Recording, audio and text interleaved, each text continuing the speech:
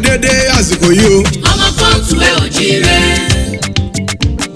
àrà ọ̀tọ̀ kan la tún mú wá o. Idije Akoni ìran ọmọ aládé. Yorùbá ló lédè, Yorùbá ló láṣà àti ṣe, ọmọ aládé ni wá lọ́jọ́kọ́jọ́. Torí káṣà àti ṣe wá má bàa dohun gbàgbé làwọn ọ̀jọ̀gbọ́n ṣe gbé ètò yìí kalẹ̀ tí a pè ní Idije Akoni ìran ọmọ aládé.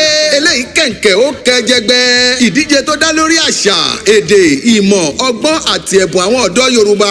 Bẹ̀rẹ̀ láti ọmọ ọdún méjìdínlógún sí ọmọ ọgbọ̀n ọdún 18 to 30 years. Rírà ìwé ìkópa yóò bẹ̀rẹ̀ láti ọjọ́ kẹrìnlélógún oṣù kẹjọ ìyẹn August 24 títí di ogúnjọ́ oṣù kẹsàn-án ìyẹn September 20, 2026. Àyẹ̀wò fún àwọn olùdíje tí a mọ̀ sí audition máa wáyé ní ọjọ́ kejìdínlọ́gbọ̀n sí ọgbọ̀n ọjọ́ oṣù kẹsàn-án 28 to 30 September 2026. Owó ìwé ìkópa ẹgbẹ̀rún lọ́nà ogún 20,000 naira. A lè ra ìwé ìkópa náà láti orí ẹ̀rọ ayélujára ìyẹn internet parentsjoymedia.org tàbí kí a lọ sanwó sí àpò ìkówópamọ́sí yìí tí àkáǹtì nọ́mbà rẹ̀ jẹ́ 101-726-0373 Zenith Bank Parent Joy Media International Initiative ní orúkọ tó wà lórí ẹ̀. Rìsíìtì tẹ́ fi sanwó lẹ́ẹ̀ mú dání láti wọlé ní ijọ́ àyẹ̀wò. A ń fi àtẹ̀jíṣẹ́ ránṣẹ́ sí àwọn tó bá perégedé láti kópa kó tó di ọjọ́ ìkópa gangan. Ìkópa náà yóò wáyé ní ìlú Abẹ́òkúta tí ń ṣe olú ìlú ìpínlẹ̀ Ògùn. Fún àlàyé síwájú sí i lórí ohun tí ẹ bá tún fẹ́ mọ̀ ẹ pè sórí nọ́mbà yìí